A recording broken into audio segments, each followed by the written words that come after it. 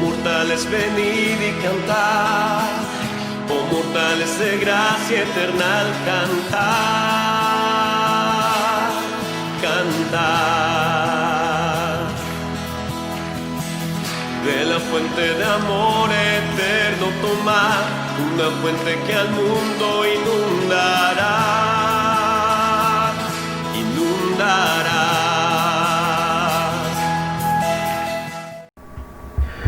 Jóvenes y señoritas de Centro Cristiano El Camino, Dios les bendiga. ¿Qué tal? Un placer poder retomar nuestras clases para revisar el Apocalipsis. ¿Qué tal esta canción de inicio? Oh mortales, venid y cantad, oh mortales de gracia eternal, cantad, de la fuente de amor eterno tomad, una fuente que al mundo inundará. Y básicamente lo que está diciendo es que tenemos que hacer esa transición de la mortalidad que tenemos actualmente en este cuerpo hacia el plano inmortal, y justo es algo que tiene mucho que ver con este tema del Apocalipsis. Hace unos días estaba teniendo yo la oportunidad de poder subir nuevamente al canal de YouTube una obra de teatro que el Señor nos permitió presentar justamente aquí en la iglesia, en Centro Cristiano El Camino, en el año 2003, que habla justamente de este tema del arrebatamiento. Les voy a dejar por acá una liga para que puedan ustedes ir y revisarlo, y es un guión que escribió por ahí Sergio Pérez. Él llevó a cabo la dirección, el casting junto con Erika, y la verdad es que fue una experiencia padrísima poder participar de eso.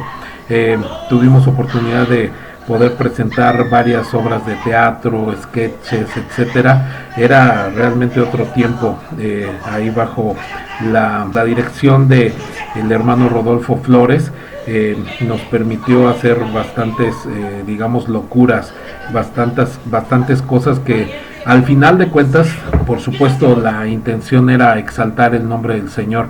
Es una obra de teatro, ahí ya lo verán ustedes, que está un poquito larga, 2 horas, le sobró un poquito de tinta en la pluma de Sergio, entonces se aventó un guión largo, pero la verdad es que está bastante padre. Y justamente es esto, hay gente, pastores, que dicen que la iglesia se va como a dividir, de manera que algunos serán llevados en el arrebatamiento y alguna parte de la iglesia se va a quedar. La realidad es que no es así, es que hay cristianos verdaderos y cristianos que pues nunca fueron cristianos, que se dicen llamar cristianos.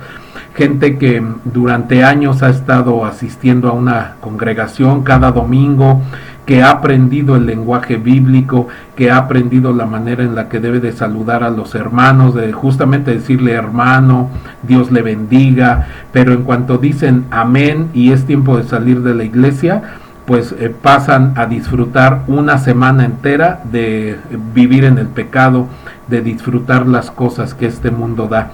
Y justamente como yo les decía en el video anterior, el Apocalipsis en realidad son buenas noticias, y son buenas noticias para aquellos que tenemos la intención de que realmente busquemos a Dios. Y pues bueno, una de las cosas que vamos a estar revisando es justamente este tema principal, que el Apocalipsis es en realidad, como les decía, son cartas dirigidas hacia 7 iglesias, cartas que llevan el original, digamos, y copias para 7 iglesias, pero las 7 iglesias tuvieron oportunidad de ver lo que se les decía a las otras 6 iglesias, de manera que hay iglesias que, ya lo estaremos viendo, escucharon la reprimenda que Jesús les da en esta carta, y algunos tomaron las acciones para poder corregir, y hay otras que pues no tuvieron esa situación de poder enderezar el barco, digamos, ¿no? De manera que tal como fue el regaño, así fue el final de sus días, y pues hubo condenación para ellos. Y algo que les quiero yo mostrar es que justamente el lugar en donde están ubicadas estas iglesias, si ustedes le preguntan al 95% de la gente que se dice cristiana, que son cristianos, que creen que han estudiado la Biblia durante años, si les muestran un mapa sin nombres, con la ubicación geográfica en los alrededores de donde está Israel y les piden que lo localicen, la mayoría de la gente no es capaz de poderlo ubicar, de manera que les pido que me acompañen y vamos a ver la ubicación que tenían estas iglesias. Ok, pues vamos a comenzar aquí. Miren, aquí está Centro Cristiano El Camino, ok, y vamos a hacer un zoom out, vamos a ir hacia afuera en el mapa y vamos a alejarnos, de manera que ahí vemos Ciudad de México, ya se ve ahí la República Mexicana. Aquí lo interesante, como les digo, es que si ustedes pudieran, vamos a quitar este cuate de aquí, vamos a mandarlo para acá, que nos estorba. Si ustedes tuvieran el mapa sin nombres, la verdad es que sería fabuloso que ustedes se lo pudieran presentar a cualquier cristiano prácticamente. Son pocos, como les digo, básicamente el 5% que pueden ubicar dónde está Israel y dónde estaban las 7 iglesias mencionadas en el Apocalipsis. Ustedes podrían ubicar aquí donde está Israel. Bueno, una manera muy fácil de poderlo hacer, obviamente cuando tenemos un mapa con nombres, es ver dónde está Egipto. Acá está. Y entonces, si nosotros nos vamos acercando, aquí está Israel y acá está Jordania. Si ustedes han visto las noticias, pues tenemos esta situación de Cisjordania, que es justamente la frontera con Israel, ok. Y miren, acá está Italia, Roma obviamente, y acá está Grecia, ok. Entonces vemos Egipto, Israel, y donde actualmente es Turquía, acá es donde están ubicadas las iglesias del Apocalipsis. Si nosotros nos acercamos, aquí aparece Esmirna actualmente, ahí es donde estaba ubicada una de las iglesias. Si nos acercamos, acá está Italia, y aquí está Grecia, y aquí continuamos en esta parte de Turquía. Entonces las iglesias estaban ubicadas aquí, como si estuvieran así, miren, en un sentido de las manecillas del reloj. ¿Qué es lo que Dios quiso decir con eso al estar en esta forma de distribución casi circular? Si ustedes las ven ya montadas en un mapa, no están exactamente de manera circular, pero sí podemos ver que van avanzando así como lo hacen las manecillas del reloj, y probablemente sí nos indican una situación de progreso en el tiempo. Pero bueno, aquí es justamente en donde ustedes pueden ubicarse y conocer que estaban las iglesias mencionadas en el Apocalipsis. Y bueno, propiamente en cuanto a lo que es el estudio del Apocalipsis, es una situación que sí es bastante complicada. Apocalipsis está cargado de simbología, y la verdad es que además no tenemos todas las piezas del rompecabezas. Hay cosas que de pronto sabemos exactamente qué significan, pero hay otras que simplemente lo que podemos hacer es una deducción.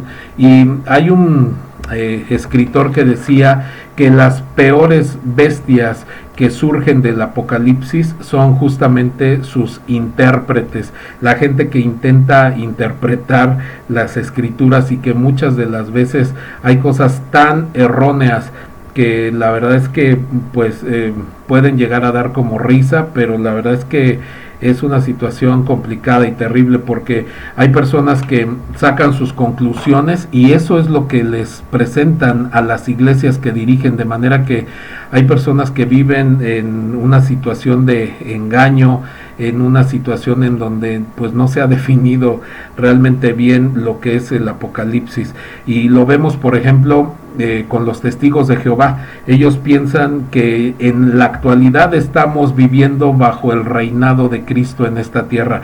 Ellos intentaron durante años predecir, adivinar el momento en el que Jesús regresaría a esta tierra. Fallaron en las fechas, volvieron a intentar, hasta que de plano vieron que Jesús no aparecía en las nubes como lo menciona la Biblia, y de repente ellos dijeron, pues Jesús ya vino, ya llegó, ya está en esta tierra, Él ya está reinando, solamente que lo está haciendo de un modo espiritual, de manera que no lo podemos ver, pero Él ya está reinando actualmente, lo cual es obviamente un absurdo total.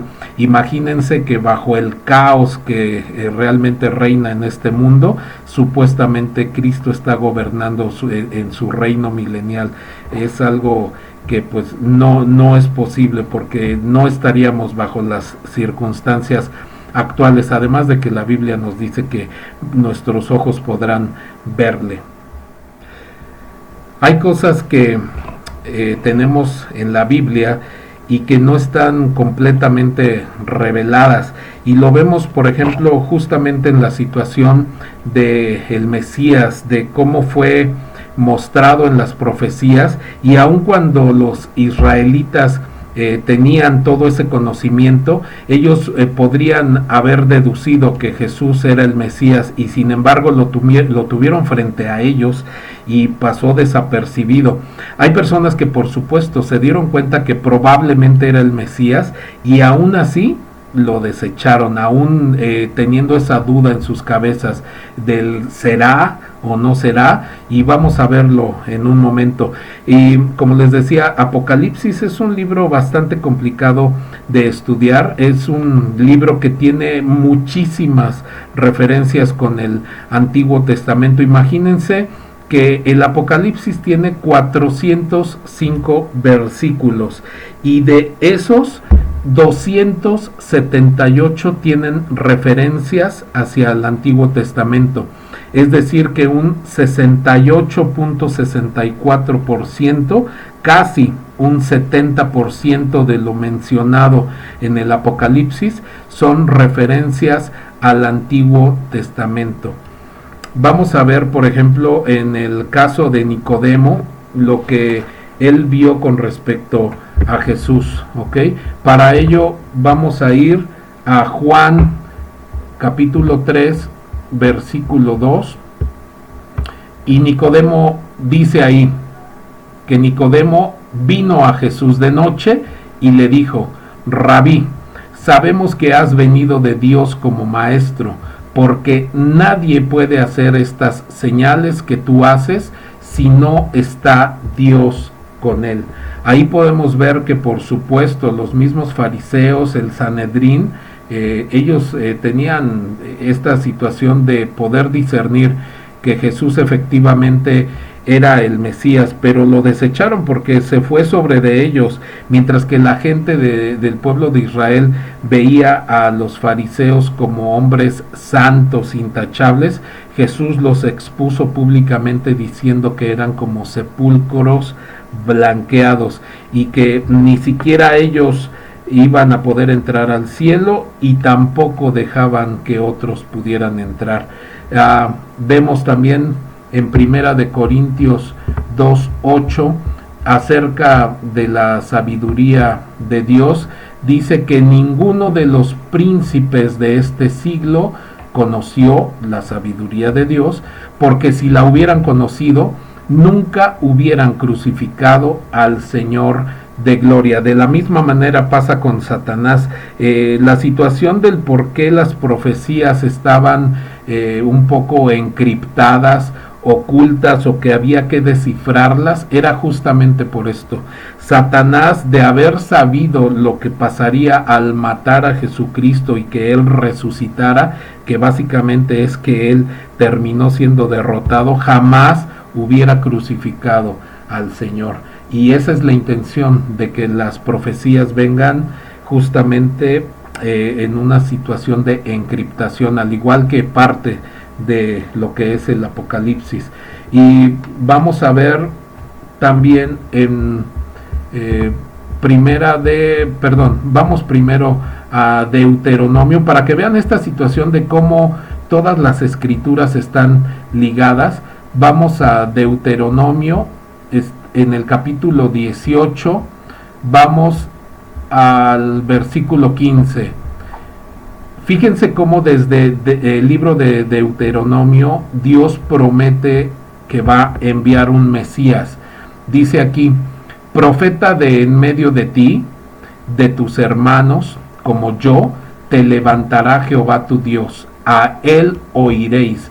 Esto es que Dios promete un profeta como Moisés, y se le está hablando al pueblo de Israel. Dice: conforme a todo lo que pediste a Jehová, a Jehová tu Dios en Horeb el día de la asamblea, diciendo: no vuelva yo a oír la voz de Jehová mi Dios, ni vea yo más este gran fuego para que no muera. Y Jehová me dijo: han hablado bien en lo que han dicho. Profeta les levantaré de en medio de sus hermanos, como tú, hablándole a Moisés, y pondré mis palabras en su boca, y él les hablará todo lo que yo le mandare. Mas a cualquiera que no oyere mis palabras que él hablare en mi nombre, yo le pediré cuenta. Aquí vemos cómo es que Dios promete que va a enviar un Mesías, y es la promesa de que Jesús iba a ser enviado a esta tierra, de manera que justo lo que les decía, hay cosas que podemos ver en Apocalipsis, pero que necesitamos ver la referencia, el origen de donde surgen en el Antiguo Testamento. Y en lo que quiero que nos centremos es en Primera de Tesalonicenses 4, del verso 13 al 17. Esta es la esencia de lo que para nosotros es el Apocalipsis, porque es la esperanza que el mundo no tiene, la esperanza de que nosotros podremos estar con el Señor. Y el texto se refiere a la venida del Señor. Dice Pablo aquí: tampoco queremos, hermanos, que ignoréis acerca de los que duermen, para que no os entristezcáis como los otros que no tienen esperanza. Porque si creemos que Jesús murió y resucitó, así también traerá Dios con Jesús a los que durmieron en él. Por lo cual os decimos esto en palabra del Señor, que nosotros que vivimos, que habremos quedado hasta la venida del Señor, no precederemos a los que durmieron, porque el Señor mismo, con voz de mando, con voz de arcángel y con trompeta de Dios, descenderá del cielo, y los muertos en Cristo resucitarán primero. Luego nosotros, los que vivimos, los que hayamos quedado, seremos arrebatados juntamente con ellos en las nubes para recibir al Señor en el aire, y así estaremos siempre con el Señor. De manera, jóvenes, que les pido que podamos seguir conectados a través de los siguientes capítulos que estaremos publicando, y vamos a estar viendo temas como el arrebatamiento de la iglesia, justamente la apostasía, la tribulación, lo que es el anticristo, la segunda venida de Cristo, la resurrección de los muertos, la doctrina de los juicios de Dios, los galardones, las bodas del Cordero, el reino milenial de Cristo y el tema del cielo nuevo y tierra nueva. Pero este punto es esencial, el saber que, como dice Primera de Tesalonicenses 4, del 13 al 17, esta es nuestra esperanza, la venida del Señor, y de poder ser parte de aquellos que serán arrebatados antes de que comience la gran tribulación, antes de que comience este tiempo de gran angustia como nunca antes hubo, dice la palabra del Señor. Jóvenes, Dios les bendiga, nos estamos viendo próximamente.